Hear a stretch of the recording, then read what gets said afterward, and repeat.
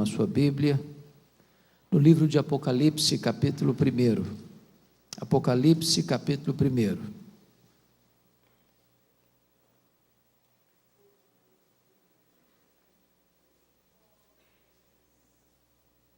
Faremos a leitura do verso 9 ao verso 13.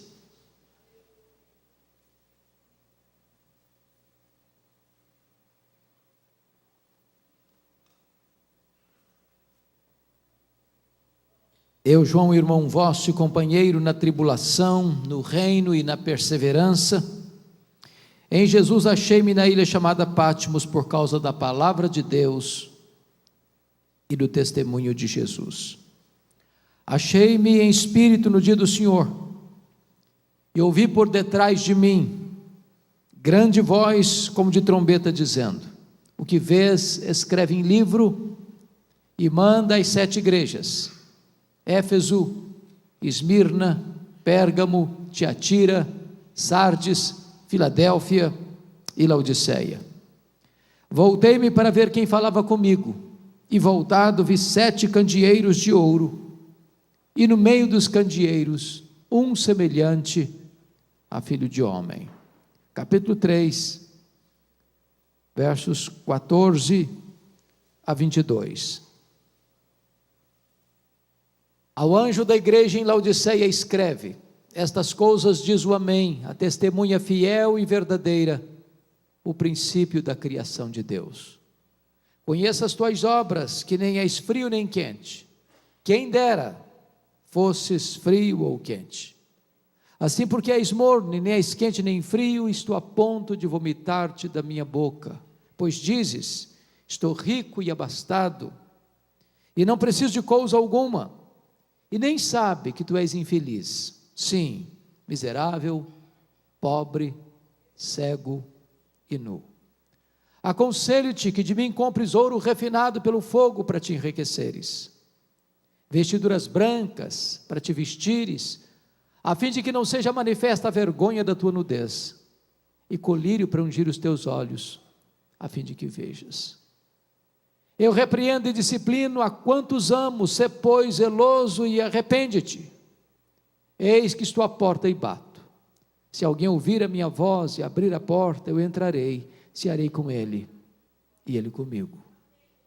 Ao vencedor dar-lhe-ei sentar-se comigo no meu trono, como eu venci, sentei com meu Pai no seu trono. Quem tem ouvidos, ouça o que o Espírito diz às igrejas. Amém. Eu quero falar nesta noite sobre a restauração do fervor espiritual. Os tempos sombrios da perseguição à igreja haviam chegado, desde que Nero, com 17 anos de idade, tornou-se imperador de Roma, no ano 54 da era cristã. Nero era um homem louco, violento, devasso, sanguinário. Mandou matar sua própria mãe e outros membros da sua família. Desde que esse homem tornou-se imperador, é que as nuvens escuras se formavam no horizonte, pré-anunciando a chegada de uma terrível tempestade sobre a igreja. 10 anos depois, no ano 64, especialmente no dia 17 de julho de 64, esse mesmo imperador, segundo os melhores historiadores, querendo construir uma Roma mais bela por causa da sua megalomania, colocou fogo na capital do império, e subiu para o alto da torre de Mecenas, vestido de ator, tangendo a sua lira, e enquanto ele assistiu o espetáculo das chamas devorando a cidade de Roma. Foram 7 noites e 6 dias de incêndio, de 17 de julho a 24 de julho de 64. Quando aquele incêndio acabou, a cidade estava destruída.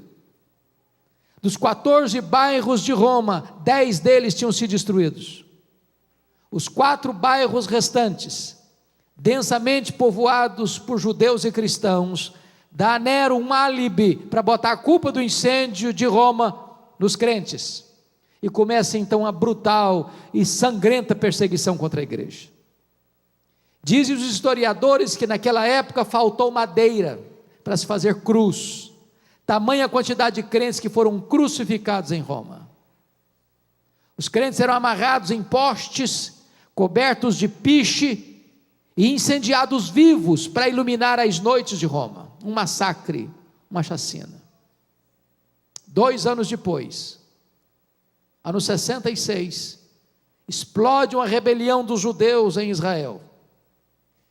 Isso porque uma sinagoga judaica havia sido profanada em Cesareia Marítima, e os zelotes, que nunca foram favoráveis ao governo de Roma em Israel, se rebelaram contra Roma.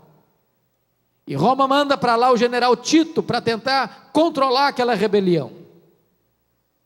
2 anos depois, ano 68, o imperador Nero está numa situação insustentável com o Senado romano, e o Senado depõe o imperador, e ele, desesperado, tira sua própria vida, ele se mata.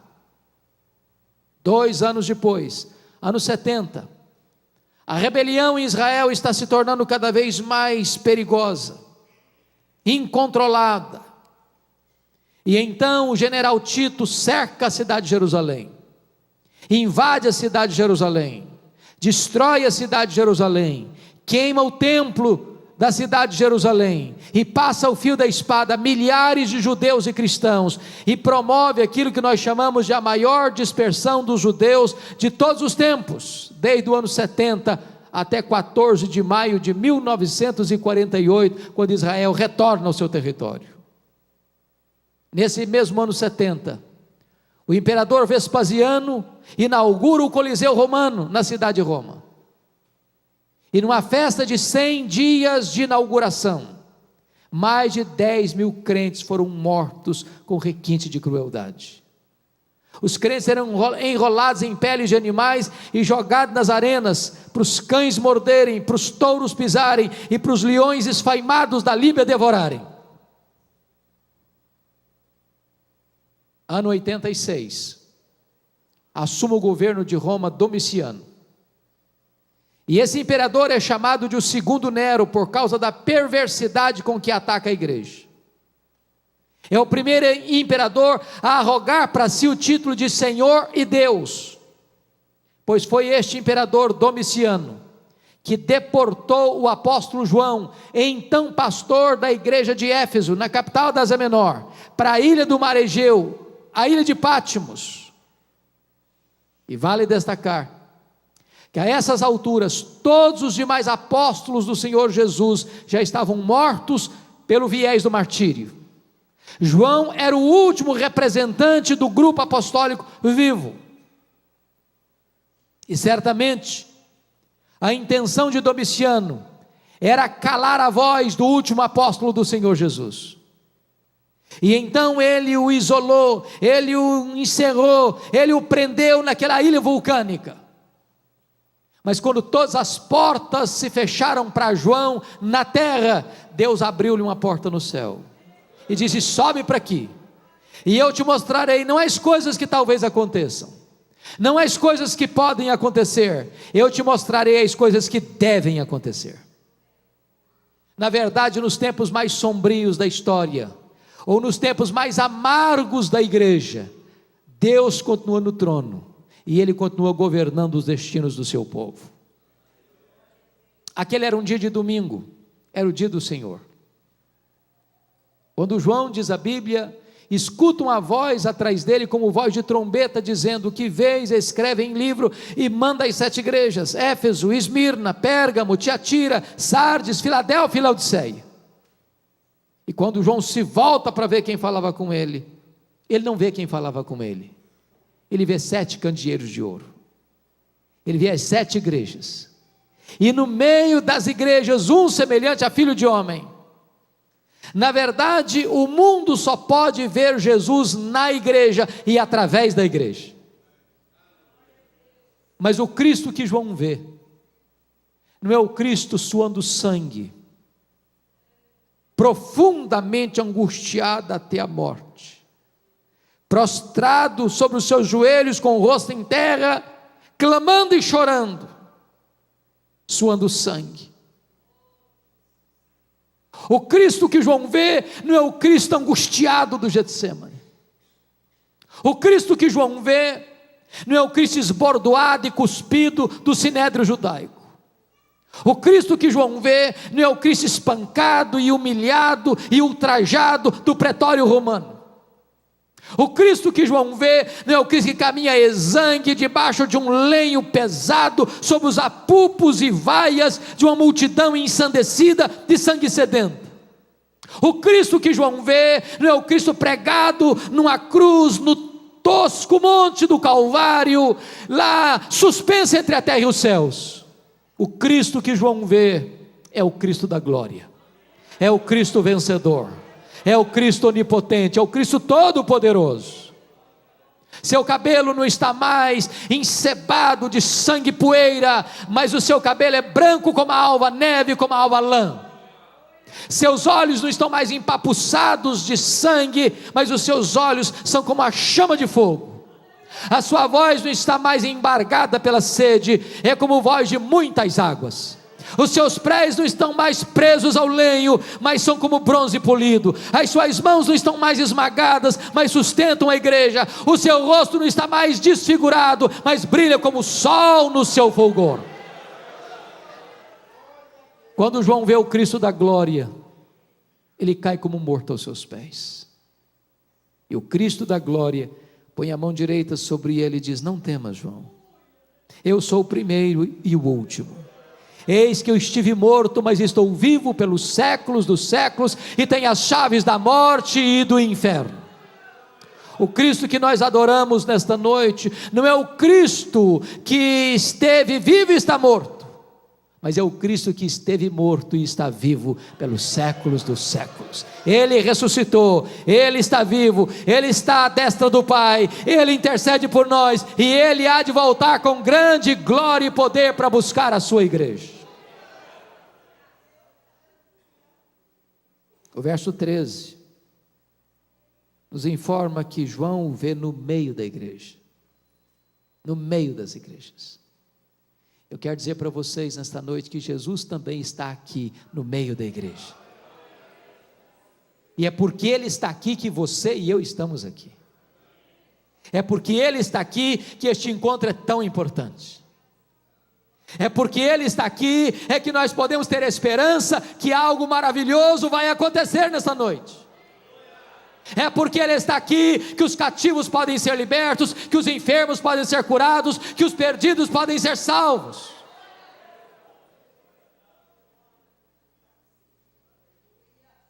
Mas no capítulo 2, verso 1,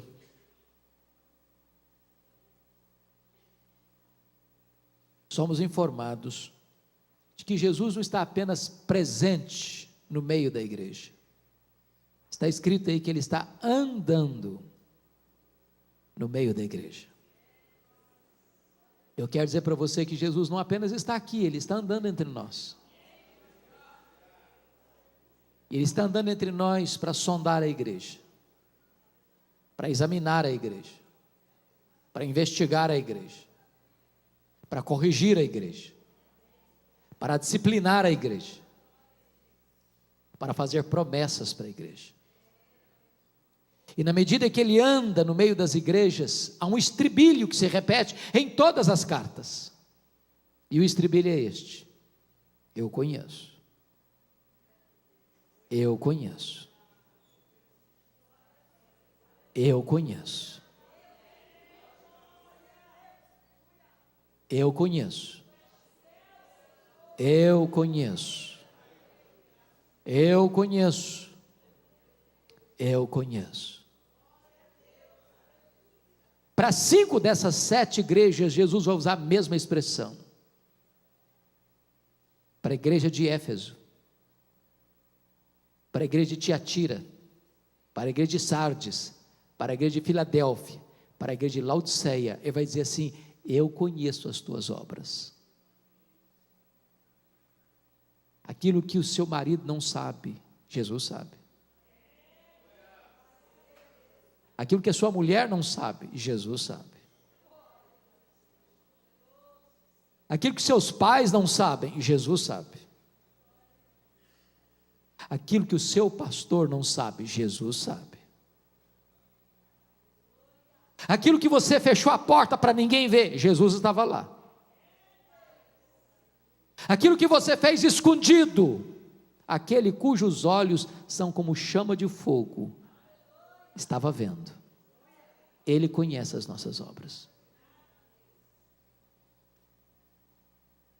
Mas para a igreja de Esmirna, a mais pobre igreja da Ásia, Jesus vai usar uma outra expressão. Ele vai dizer assim: eu conheço a tua tribulação e a tua pobreza, mas tu és rico. Eu quero dizer para você que Jesus conhece a sua dor, Ele conhece os seus gemidos, Ele conhece as suas lágrimas, Ele conhece as suas noites indormidas, Ele conhece as suas madrugadas insones, Ele conhece os soluços do seu coração, Ele sabe os dramas que você está vivendo lá dentro da sua família, Ele sabe aquilo que machuca e fere a sua vida, Ele sabe. Mas Jesus me choca, porque você e eu temos ideia do que seja uma igreja rica. Nós temos uma ideia do que é isso. O que é uma igreja rica para nós? É uma igreja que tem muitos membros? É uma igreja que tem um templo suntuoso? É uma igreja que tem um orçamento robusto? É uma igreja que tem muita gente influente na sociedade? Essa é a visão que nós temos. Mas é curioso que Jesus se dirija à mais pobre igreja da Ásia, dizendo assim: eu conheço a tua pobreza, mas tu és rico. Porque o importante não é ser rico na terra, é ser rico no céu. O importante não é ser rico na avaliação dos homens, é ser rico no entendimento de Deus. Por outro lado, a igreja mais rica da Ásia, a igreja que tinha a melhor autoestima da Ásia, a igreja que se olhava no espelho e dava nota máxima para si mesma, a igreja que dizia: eu estou rica e abastada e não preciso de coisa nenhuma. Jesus olha e faz um outro diagnóstico e diz: não, tu és pobre, miserável, cego, nu.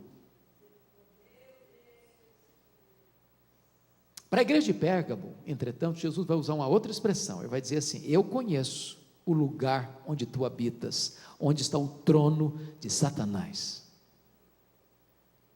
E talvez você pergunte: mas por que Jesus disse isso acerca da igreja de Pérgamo? E nós poderíamos ter pelo menos duas pistas para entender o que Jesus está falando. Vocês sabem que Pérgamo era a segunda maior cidade da Ásia, só perdia para Éfeso, que era a capital.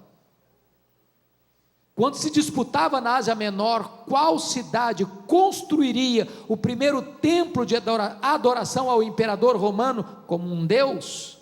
Pérgamo ganhou a concorrência de Éfeso, e Pérgamo construiu o primeiro templo de adoração ao imperador. Possivelmente o que Jesus está dizendo é que qualquer lugar onde um homem seja venerado e cultuado e adorado, aí está o trono de Satanás, porque o humanismo é satânico. Todo culto à personalidade é de inspiração satânica. A segunda razão, possivelmente, é porque Pérgamo hospedava o templo de Esculápio. E Esculápio era o deus da cura. E esse deus pagão, Esculápio, era representado por uma serpente. E pessoas iam do mundo inteiro a Pérgamo para serem curadas por esse deus serpente chamado Esculápio. É por isso que até hoje, quando você vai ao seu médico, você vai ver bordado no jaleco branco do seu médico uma serpente. Isso vem de Pérgamo, isso vem de Esculápio, isso vem do Deus da cura. E o que Jesus está possivelmente nos dizendo é o seguinte: qualquer ídolo criado e forjado pela mente humana é de inspiração satânica. Porque o ídolo de si mesmo é nada, ele é pedra, ele é gesso, ele é barro, ele é ouro, ele é prata. Ele não tem vida em si mesmo, mas o que está por trás do ídolo são os demônios. Mas o que é curioso é que onde Satanás tem um trono, ali Jesus estabelece uma igreja para servir o Rei da Glória. Jesus está andando no meio das igrejas, e Ele está aqui hoje, Ele está também nos sondando, e na medida que Ele vai andando no meio das igrejas, Ele faz elogios a algumas igrejas, faz censuras a outras. Para duas igrejas, na verdade, só tem elogios, nenhuma censura. Para quais igrejas? Para Esmirna, a mais pobre, e para Filadélfia, a mais fraca. Jesus disse para Esmirna: tu és pobre, mas aqui em cima tu és rica. Para Filadélfia, Jesus quis dizer: eu conheço as tuas obras, tu tens pouca força, mas eu coloquei diante de ti uma porta aberta, e a porta que eu abro ninguém fecha, e a porta que eu fecho ninguém abre. Mas para 4 igrejas, Jesus Cristo vai fazer elogios e fazer censuras. Jesus elogia, por exemplo, a igreja de Éfeso, pela sua integridade doutrinária. Aquela igreja não suportava os falsos apóstolos, que se diziam apóstolos, mas não eram, que se auto-intitulavam apóstolos, mas nunca foram constituídos apóstolos pelo Senhor Jesus, que queriam tomar de assalto como lobos vorazes as ovelhas de Cristo, e aquela igreja resistiu aos falsos mestres, aquela igreja não abriu as portas da igreja para as falsas doutrinas, e Jesus elogia a igreja por isso. E Jesus elogia mais a igreja dizendo o seguinte: eu tenho uma coisa ainda a teu favor, é que tu odeias as obras dos nicolaítas, as quais eu também odeio. Os nicolaítas eram aqueles que induziam o povo à imoralidade, à prostituição. O que Jesus está querendo nos ensinar com isso? Nenhuma igreja pode agradar ao Senhor Jesus se essa igreja não zela pela sã doutrina, pela fidelidade à palavra de Deus. Nós não temos autoridade para mudar a mensagem, para agradar as pessoas. O papel da igreja não é ser popular, a missão da igreja, o compromisso da igreja é ser fiel. Nós não podemos pregar o que o povo quer ouvir, nós precisamos pregar o que as pessoas precisam ouvir. Nós não pregamos para arrancar aplausos, nós pregamos para levar as pessoas ao arrependimento. Porém, Jesus Cristo diz assim: eu tenho uma coisa contra ti, é que tu abandonaste o teu primeiro amor. E eu acho interessante, irmãos, e perigoso isso, porque às vezes até na defesa da sã doutrina, nós podemos perder a piedade, o fervor espiritual. De repente mantemos a ortodoxia, a fidelidade doutrinária intacta, mas perdemos o entusiasmo, perdemos o fervor, perdemos o fogo do Espírito Santo de Deus. E eu quero lhes dizer que a ortodoxia, a sã doutrina é boa, é necessária, é inegociável, mas não basta. É preciso ter luz na cabeça, mas ter fogo no coração. Nós não podemos separar o que Deus uniu: teologia e vida, doutrina e ética, ortodoxia e piedade, credo e conduta. Agora preste bem atenção, que Jesus vai se dirigir à igreja de Tiatira e vai elogiar aquela igreja. Tiatira é exatamente o oposto de Éfeso, porque Jesus elogia a igreja de Tiatira, porque agora quando escreve ela tem mais fé, mais obras e mais amor do que lá no passado. Mas Jesus diz assim: eu tenho uma coisa contra ti, é que tu toleras esta falsa profetisa Jezabel, que induz o meu povo à prostituição. Agora notem isso: Éfeso tinha doutrina, mas não tinha amor. Tiatira tinha amor, mas não tinha doutrina. E se uma igreja sem doutrina doutrina, mas sem amor, não agrada a Jesus. Uma igreja com amor, mas sem doutrina, também não agrada a Jesus. Nós poderíamos ser a igreja mais acolhedora da cidade, nós poderíamos ser a igreja com maior entusiasmo de comunhão na cidade, mas se nos falta a verdade, então não podemos agradar a Jesus. Jesus se dirige à igreja de Pérgamo e elogia aquela igreja, porque tem gente tão fiel na igreja de Pérgamo a ponto de morrer pela sua fé. Está escrito aí que o líder da igreja, Antipas, foi martirizado entre eles, e diz os historiadores que ele morreu carbonizado dentro de um boi de bronze. Mas nessa mesma igreja, onde tem gente fiel a ponto de morrer pela sua fé, tem gente também flertando com o pecado, tem gente também flertando com o mundo, tem gente seguindo as doutrinas de Balaão. Aquelas pessoas, quem era Balaão? O profeta que vendeu a sua consciência por dinheiro, o profeta que induziu o povo ao pecado por causa do lucro. Numa mesma congregação, tem gente andando com Deus e tem gente andando no pecado. Pelas minhas andanças pelo Brasil, é muito comum eu escutar a seguinte pergunta: pastor, qual a avaliação que o senhor faz da igreja evangélica brasileira? Às vezes a pergunta é mais direcionada: qual é a avaliação que o senhor faz da denominação que o senhor pertence? Às vezes a pergunta é mais específica: qual é a avaliação que o senhor faz da congregação que o senhor é pastor? E a minha resposta é a mesma sempre. Eu respondo assim: vai muito bem, vai mais ou menos, vai muito mal. Sabe por que eu respondo assim? Porque numa mesma igreja tem gente cheia do Espírito Santo, tem gente capengando na fé, e tem gente vivendo em pecado, e não vai parar até que seja flagrado, porque já perdeu o temor de Deus. Numa mesma congregação, escutando o mesmo pastor, cantando os mesmos hinos, fazendo parte do mesmo coral, frequentando as mesmas reuniões, participando da mesma ceia do Senhor.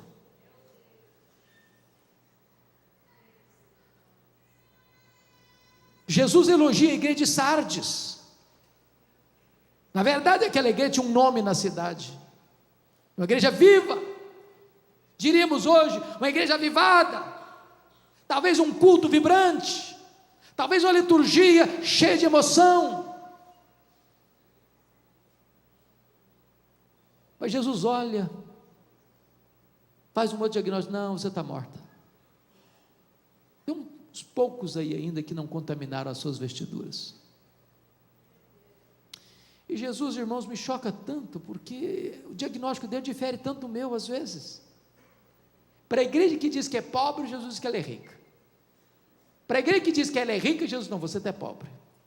Para a igreja que diz que está viva, Jesus diz: não, você está morta. Para a igreja que é fraca, Jesus: não, mas eu coloquei diante de você uma porta aberta. O que é importante não é a opinião que eu tenho de mim mesmo. O que é importante não é a opinião que os outros têm de mim mesmo. O que é importante é o que Jesus diz a meu respeito. Nós podemos estar enganados a respeito de nós mesmos, os outros podem estar enganados acerca de nós mesmos, mas Jesus não tem uma opinião, Jesus tem um diagnóstico. Ele está andando no meio das suas igrejas. Mas agora, queridos, eu gostaria que todos abrissem comigo a Bíblia, no capítulo 3, versos 14 a 22, porque para uma das 7 igrejas, Jesus não faz nenhum elogio, apenas censura. A igreja de Laodiceia. E eu queria que nós pudéssemos debruçar um pouquinho agora sobre esse texto, porque esta igreja, curiosamente, é a igreja que tem a melhor autoestima da Ásia. Se fosse fazer uma avaliação, cada um avaliar a si mesmo, essa igreja teria a melhor nota. Se fosse perguntar na cidade qual igreja tiraria a melhor nota, essa ganharia também. Mas essa é a única igreja que está provocando náuseas no Filho de Deus. E eu queria olhar para esse texto sobre 3 perspectivas. Dos versos 15 a 17, Jesus está fazendo um diagnóstico. Dos versos 18 a 20, Jesus está fazendo um apelo. Dos versos 21 a 22, com base no verso 14, Jesus está fazendo uma promessa. Portanto, nós vamos falar de 3 coisas agora: diagnóstico, apelo, promessa. Eu não sei se você já parou para perguntar o seguinte: por que Jesus usou as figuras que usou aqui nessa carta? Por exemplo, frio, quente, morno, ouro puro, vestes brancas, colírio. Por que ele está usando essas figuras? Certamente não são figuras aleatórias. Jesus era o maior e é certamente único em comunicação. Jesus não era apenas fiel, ele era também relevante. Jesus não era daquele tipo de pregador que dava respostas para perguntas que não estavam sendo feitas. Jesus conhecia o texto e conhecia o contexto, ele conhecia o povo e conhecia a cultura. Por que ele usou essas figuras? Por exemplo, por que ele usou essa figura? Conheça as tuas obras, que nem és frio nem quente. Quem dera fosses frio ou quente, mas porque tu és morno, nem és quente nem frio, estou a ponto de vomitar-te da minha boca. Por que ele disse isso? Vocês sabem? E a cidade de Laodiceia ficava na região mais rica da Ásia Menor, no chamado Vale do Rio Lico. E nesse Vale do Rio Lico ficavam 3 cidades, 9 quilômetros distantes uma da outra: a cidade de Hierápolis, a cidade de Colossos e a cidade de Laodiceia. As cidades eram tão próximas que quando Paulo escreveu sua carta aos Colossenses, ele pede para que a mesma carta fosse lida na igreja de Hierápolis e na igreja de Laodiceia, porque era uma micro-região, era uma única região urbana. Curiosamente, Hierápolis era a cidade das fontes das águas quentes, era a nossa Caldas Novas brasileira. De uma montanha rochosa chamada Castelo de Algodão, rochas calcárias brancas, brotam águas quentes que vão formando e caindo em cascatas, formando piscinas naturais, e as pessoas vinham e vêm até hoje do mundo inteiro para tomar banhos terapêuticos nas águas quentes de Hierápolis. Do outro lado do rio Lico ficava Colossos, mundialmente conhecida pelas suas fontes de águas geladas, de águas frias, que também eram águas terapêuticas. Porém, Laodiceia, a maior das 3 cidades, não tinha fontes nem de águas quentes, nem de águas geladas. As águas que chegavam em Laodiceia vinham das montanhas por meio de aquedutos e chegavam lá mornas, tépidas, impróprias para beber e impróprias para uso terapêutico. E Jesus pega o gancho da geografia e diz: quem dera tu fosses quente como as águas de Hierápolis, quem dera tu fosses frio como as águas de Colossos, mas porque tu és morna como as águas que chegam na cidade, eu estou a ponto de vomitar-te da minha boca. Por que Jesus a figura do ouro? É porque Laodiceia era o maior centro bancário da Ásia Menor, era a cidade dos endinheirados. E Jesus diz: vocês se orgulham tanto da riqueza de vocês, pois espiritualmente vocês estão pobres. Por que Jesus usa a figura das vestes? Porque Laodiceia era o maior centro têxtil da Ásia Menor, multiplicavam-se as fábricas de roupa, a lã negra era mundialmente conhecida, produzida naquela cidade, e Jesus diz: vocês se orgulham tanto das suas fábricas de roupa, pois espiritualmente vocês estão nus. Por que Jesus usou a figura do colírio? Porque Laodiceia era o maior centro oftalmológico da Ásia Menor, multiplicavam-se as clínicas de tratamento de doenças dos olhos, o pó frígio era um remédio quase milagroso na época, e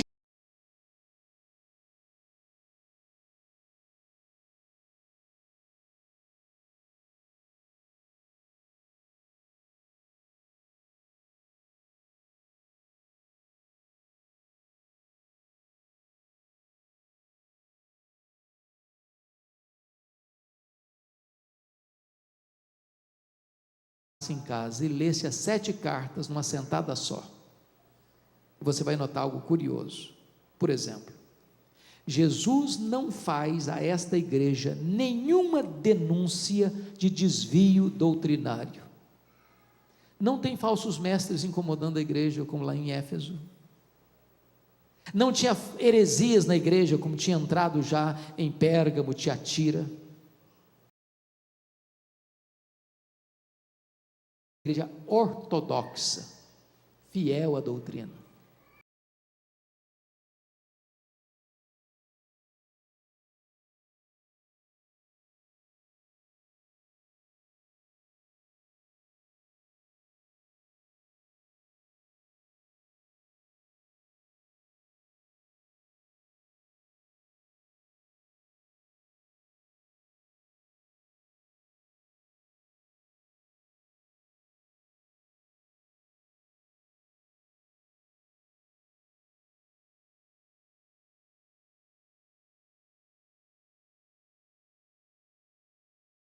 Problema moral na igreja de Sardes, mas não há denúncia de Jesus de problemas morais na igreja de Laodiceia. Não tinha escândalos na igreja, a liderança não tinha que disciplinar nenhum membro, a igreja desfrutava de uma excelente reputação na rua e uma excelente reputação diante do espelho. Não obstante ser uma igreja ortodoxa e ética, essa igreja está provocando náuseas no Filho de Deus. Terceiro lugar, leia as cartas, e você não verá nenhuma denúncia de Jesus, ou nem observação de Jesus acerca de pobreza material. Como tinha pobreza material em Esmirna, como tinha pobreza material em Filadélfia. A igreja de Laodiceia é próspera, a igreja é rica. Os teólogos da prosperidade não fariam sucesso nenhum lá, porque não tinha, todo mundo já era rico.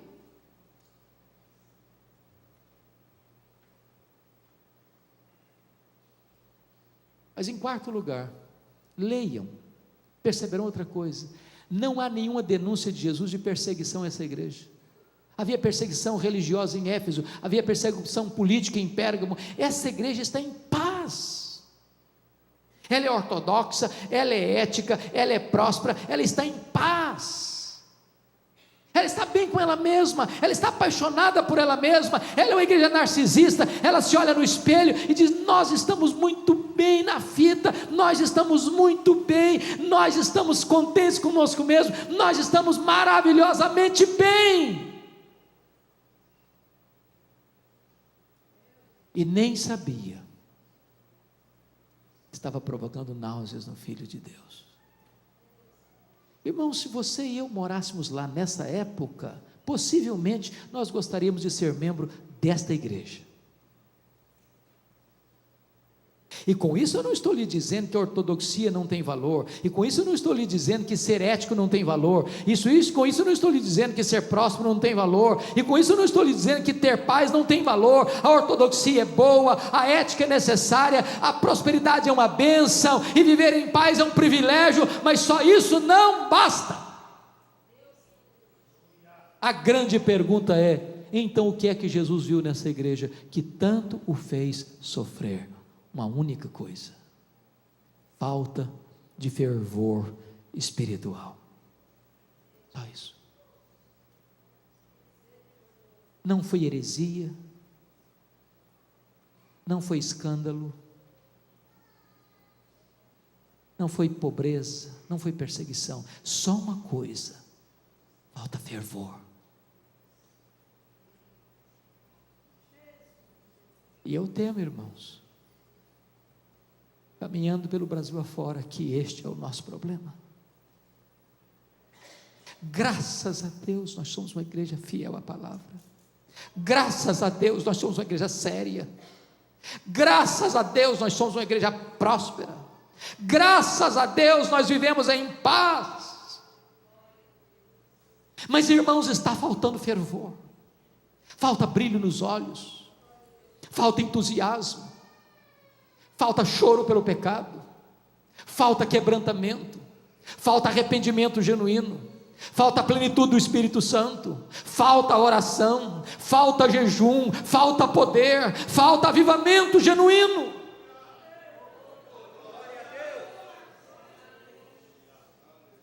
Preservamos a ortodoxia, preservamos a sã doutrina, preservamos a ética. Deus tem nos dado além do que nós necessitamos. Vivemos em tempos de paz relativa, mas, amados irmãos, está faltando fogo, o fogo do Espírito Santo de Deus, o fogo que ilumina, o fogo que aquece, o fogo que purifica, o fogo que alastra.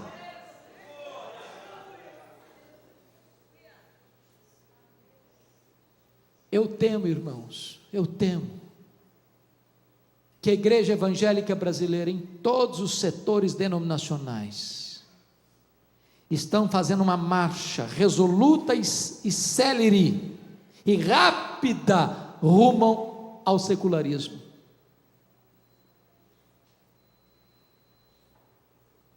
A vida dos crentes não é tão diferente daqueles que não são crentes. O número de divórcio dentro das nossas igrejas é quase o mesmo fora da igreja. O número de rapaz e moça que vai para a cama com um namorado é quase a mesma quantidade daqueles que não são crentes. O número de crente que mente no seu trabalho, que é desonesto nos seus negócios, é quase o mesmo daqueles que não são crentes.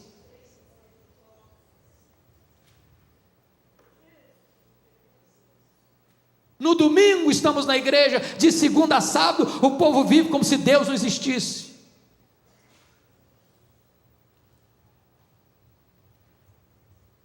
Eu não sei como é que os irmãos têm lidado, mas eu confesso que às vezes eu me angustio profundamente com algumas coisas que estão acontecendo hoje. As nossas festas de casamento dos crentes, em muitos lugares no Brasil, estão se tornando uma vergonha. Uma vergonha. Você faz um culto precioso, abençoado na igreja. Aí você vai para um rico cerimonial, e quanto mais rica a família, pior fica. E lá no cerimonial o pau quebra, o pau quebra. A música que rola lá não tem nada a ver com Deus mais. Há famílias onde serve todo tipo de bebida alcoólica, e as luzes se acendem, o povo de Deus cai na pista de dança, e voltam para casa trocando as pernas, bêbados. Eu não estou falando de gente incrédula, estou falando de gente crente, falando de liderança espiritual. Olha para lento retrovisor e veja onde foram parar as igrejas que entraram nesse caminho. Eu conheço liderança de pastores e presbíteros que tem a confraria do uísque e do charuto. Eu conheço lugares onde a juventude sai de uma reunião de estudo da Bíblia e vai para a balada, para a boate. Eu conheço presbíteros que acabam de fazer um discipulado e chamam o seu discipulando para tomar um copo de uísque com ele. Recentemente eu estive pregando nos Estados Unidos, e um pastor de uma denominação ortodoxa recebeu uma carta da liderança para os pastores, perguntando para os pastores que tipo de charuto e que tipo de cervejas queriam tomar na reunião de confraternização. Meus amados irmãos, está faltando fervor espiritual, está faltando fervor, está faltando busca, está faltando sede de Deus, está faltando expectativa de uma poderosa visitação de Deus no meio do seu povo. Está faltando a igreja voltar aos primórdios, aos pais que nos antecederam, quando eles amavam a Deus de todo o seu coração, com toda a sua força e com toda a sua alma. Há poucos dias eu estava dando carona a um pastor, e esse pastor chorando comigo disse: pastor Hernandes, a minha denominação não batizou um crente por igreja por ano em média. Por outro lado, você vê templos lotados, mas não tem evangelho, não tem a mensagem da cruz, não tem a mensagem da graça, não se prega mais sobre pecado, não se prega mais sobre arrependimento, não se prega mais sobre novo nascimento, não se prega mais sobre a segunda vinda de Cristo, porque as pessoas querem o império, é aqui na terra mesmo. Nós precisamos de avivamento, queridos. Nós precisamos de fervor espiritual.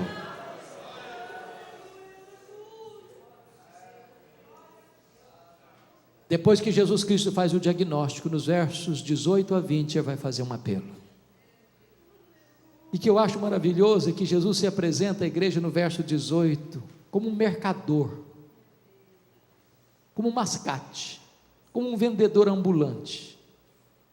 Aconselho-te que de mim compres ouro refinado pelo fogo, a fim de te enriqueceres, vestiduras brancas, a fim de te vestires, para que não seja manifesta a vergonha da tua nudez, e colírio para ungir os teus olhos, a fim de que vejas. Jesus poderia dar ordens, mas ele dá conselhos. Mas ele nos dá uma pista: como restaurar o fervor. Porque você e eu conhecemos pessoas e igrejas que na busca do fervor se perderam, pelos atalhos das doutrinas falsas, dos experiencialismos perigosos, e Jesus está nos dando a dica aqui: aconselho-te que tu compres de mim, que tu compres de mim, que tu compres de mim. O único que pode restaurar o fervor no coração da igreja é o Senhor Jesus. Nós não temos que correr atrás da última novidade do mercado da fé, nós temos que nos voltar para Jesus. É Ele quem aquece o nosso coração, é Ele quem inflama a nossa alma. É quando nós o enxergamos na beleza da sua glória, é que o nosso coração derrete. Quando aqueles dois caminhantes de Emaús tiveram seus olhos abertos para contemplar o Cristo da glória, diz a Bíblia que os olhos se abriram e o coração aqueceu, e quando os olhos se abrem, o coração aquece, os pés se apressam, e quando os olhos se abrem, o coração aquece, os pés se apressam, a boca se abre para proclamar Jesus Cristo como ressurreto dentre os mortos. Quando chega no verso 19, Jesus Cristo tem uma afirmação a fazer e uma ordem a dar. E eu confesso para vocês que toda vez que eu leio esse texto eu me sinto constrangido, e quando eu prego mais ainda, porque Jesus está pegando muito pesado com essa igreja. Jesus pega muito pesado com você e comigo nessa noite. E sabe por que Jesus pega pesado com a gente? É porque está dizendo o seguinte: olha, eu não desisto de vocês, eu não abro mão da vida de vocês, é porque eu amo vocês. Eu não fui para a cruz, eu não morri, eu não ressuscitei para gerar um crente apático, insosso, morno. Não é o projeto que eu tenho para a sua vida você ser um crente apático. Deus quer reavivar o seu coração, Ele quer inflamar a sua alma. Por isso Ele diz o seguinte: eu repreendo e disciplino a quantos amo. Sê pois zeloso e arrepende-te.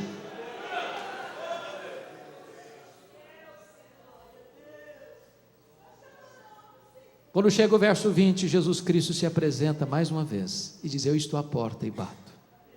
Se alguém ouvir a minha voz e abrir a porta, eu entrarei, cearei com ele e ele comigo. Mas preste bem atenção aqui, irmãos, do perigo, porque a igreja de Laodiceia, ele está muito feliz com ela mesma. Eu diria que essa igreja está embriagada, apaixonada por ela mesma. Ela se olha no espelho, está encantada com ela, tudo acontece para ela, com ela, por ela. Ela se basta, ela está satisfeita, ela se reúne para ela, ela prega para ela canta para ela oferta para ela, tudo gira em torno dela.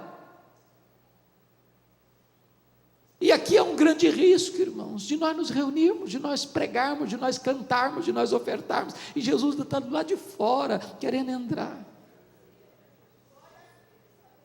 E Ele insiste: eu estou à porta, eu estou à porta, eu estou batendo, eu quero entrar, e se você abrir a porta, eu vou entrar, eu vou cear com você, você vai cear comigo. Que Jesus nos convide a cear com Ele é um milagre, mas que Ele queira cear conosco é graça. E a única maneira deste fogo acender em nosso coração é nós sentarmos-nos aos pés de Jesus, ao redor de Jesus, à mesa com Jesus, e termos intimidade com Jesus.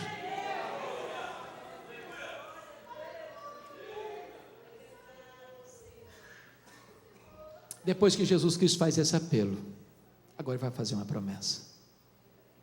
E no verso 14 Ele diz por que Ele tem competência para fazer promessa. Estas coisas diz o Amém. Não tendo ninguém maior do que Ele para fazer juramento, Ele é o próprio juramento, Ele é o Amém. Entre ele e a sua palavra não tem nenhuma cunha, ele é a própria palavra, ele é o amém. Ele é a testemunha fiel e verdadeira, porque o que ele fala ele cumpre, o que ele faz ninguém pode impedi-lo de fazer.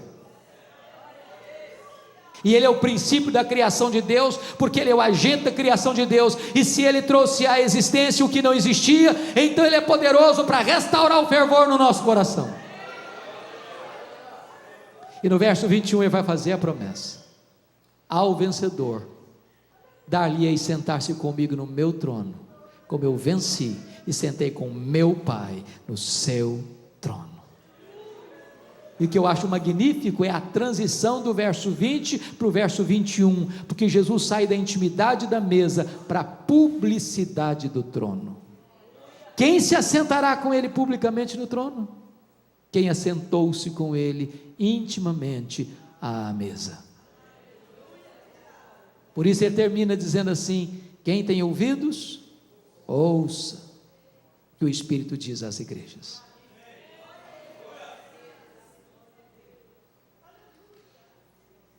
Em julho de 2011 eu fui visitar essas 7 igrejas, percorri cidade por cidade, igreja por igreja, e eu confesso para vocês que não contive as lágrimas algumas vezes, porque essas 7 igrejas da Ásia, hoje da Turquia, estão literalmente mortas, todas elas. A única coisa que você vê hoje são escombros, monumentos quebrados, pedras reviradas, muita poeira e nenhuma vida. Nessa mesma região hoje não tem 1% de crente. E sabe por que essas igrejas morreram? Porque elas não ouviram o que o Espírito Santo disse a elas. Olha para a Europa hoje, o velho continente, o berço do protestantismo, onde aconteceu a reforma do século XVI, onde aconteceu o movimento dos puritanos, onde aconteceu o movimento pietista, onde aconteceu o movimento dos morávios, onde aconteceram as missões modernas, onde aconteceram os grandes avivamentos. A Europa hoje é um continente pós-cristão. Eu estive o ano passado em Genebra, uma cidade que já foi uma maquete do reino de Deus na terra, não tem vestígio de cristianismo em Genebra. Eu estive pregando o ano passado em Londres, na Inglaterra, e um pastor me disse em lágrimas: pastor Hernandes, a Inglaterra não é mais o país de John Wesley, a Inglaterra não é mais o país de George Whitefield, a Inglaterra não é mais o país de William Carey, a Inglaterra não é mais o país de William Wilberforce, a Inglaterra não é mais o país de John Charles Ryle, a Inglaterra não é mais o país de Charles Haddon Spurgeon, a Inglaterra não é mais o país de Mark Lloyd Jones, a Inglaterra não é mais o país de John Stott, a Inglaterra é o país de Richard Dawkins, o patrono dos ateus. Os nossos templos estão sendo vendidos e transformados em mesquitas, em boates, em bares. E sabe por que as igrejas estão morrendo na Europa? Porque elas não estão ouvindo o que o Espírito Santo diz a elas. Olha para a América do Norte, onde você vê as chamadas dead churches, igrejas mortas, templos enormes, mas vazios. Denominações e denominações perdendo milhares de membros todos os anos, todos os anos, todos os anos. Onde os seminários que outrora formaram pensadores, teólogos, missionários, pastores para o mundo, hoje produzem incredulidade e ceticismo, porque foram tomados de assalto pelos liberais. Igrejas até ortodoxas, mas frias, perdem membros ano após ano. E sabe por que as igrejas estão morrendo na América do Norte? Porque elas não estão ouvindo o que o Espírito Santo diz a elas. Olha para o Brasil, onde nós já temos denominações que já se renderam, já se capitularam ao liberalismo, denominações que estão minguando. Olha para o Brasil e você vai ver igrejas lotadas, superlotadas e multidões aos borbotões, mas sem evangelho, sem a graça de Deus. E onde não tem a palavra de Deus, aí Deus não está. Onde você vê denominações que permanecem teologicamente íntegras, mas já perderam o seu fervor, já abandonaram o primeiro amor. Irmãos amados, A cada 3 gerações, uma igreja corre o risco de entrar num processo de apostasia. Aquela geração que nasceu no Egito morreu no deserto. A geração que nasceu no deserto entrou na terra prometida. A terceira geração não conhecia Deus mais. Talvez os nossos avós foram mais crentes que os nossos pais. Talvez os nossos pais são ou foram mais crentes do que nós. Talvez nós seremos mais crentes que os nossos filhos. Se Deus não tiver misericórdia, os nossos netos poderão herdar uma igreja apática e apóstata. Nós estamos numa corrida de bastão. Se nós fracassarmos em entregarmos este evangelho genuíno e puro à próxima geração, nós poderemos enfrentar uma terrível apostasia, como a Europa está enfrentando, como a América do Norte está enfrentando. O tempo é delicado, irmãos. E o nosso clamor e o grito da nossa alma é que Deus restaure o fervor no nosso coração, para que os nossos filhos, os nossos netos sejam mais crentes do que nós, sejam cheios do Espírito Santo e possam herdar uma igreja viva e possam levar este evangelho da graça aos confins da terra, para a glória do nome de Cristo Jesus. Se isso aflige o seu coração, se você anseia por um reavivamento espiritual, eu quero orar com você nessa noite. Se você tiver a liberdade de vir aqui à frente, eu convido você a vir, para nós orarmos juntos.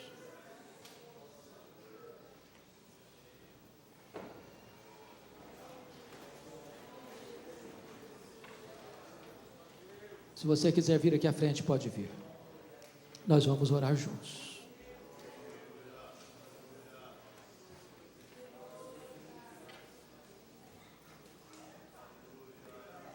Bendito é o teu nome, Senhor. Bendito é o teu nome. Deus está neste lugar. Jesus está andando entre nós. E nesta noite Ele pode aquecer o nosso coração. Nesta noite Ele pode restaurar nossa sorte. Um tempo novo da parte de Deus pode surgir. Irmãos queridos, o fogo tem uma tendência de apagar. Se não tiver combustível, ele apaga. Se nós não nos voltarmos para Jesus, se nós não nos alimentarmos da palavra, se nós não buscarmos a Deus em oração, nós não teremos condições de ter fervor no coração. Talvez você que veio aqui hoje, tem muito tempo que você não sabe mais o que é o coração ficar aquecido. Talvez tenha muito tempo que você não lê mais a sua Bíblia e parece que essa palavra está viva, ardendo no seu coração. Mas Deus pode hoje incendiar sua alma com o fogo do Espírito Santo. Deus, bendito é o teu nome, porque tu estás entre nós nesta noite. Tu és o Deus vivo, Tu és o Deus todo-poderoso. Jesus Cristo, Teu Filho, está entre nós, e Ele venceu a morte, e Ele tem todo o poder nos céus e na terra, e hoje Jesus pode aquecer o nosso coração. Levanta a Tua igreja, Senhor, santifica a Tua igreja, desperta a Tua igreja, reaviva a Tua igreja, e para que esta igreja se levante no poder do Espírito Santo, para legar às futuras gerações uma igreja viva, com um evangelho puro, para a glória do Teu nome. Santifica o Teu povo, fortalece o Teu povo, reanima o Teu povo, restaura a sorte do Teu povo e reaviva a Tua obra no decorrer dos anos, para o louvor da Tua glória, aleluia, em nome do Senhor Jesus, amém e amém. Louvado seja Deus, louvado seja Deus. Dê um abraço no seu irmão, por favor.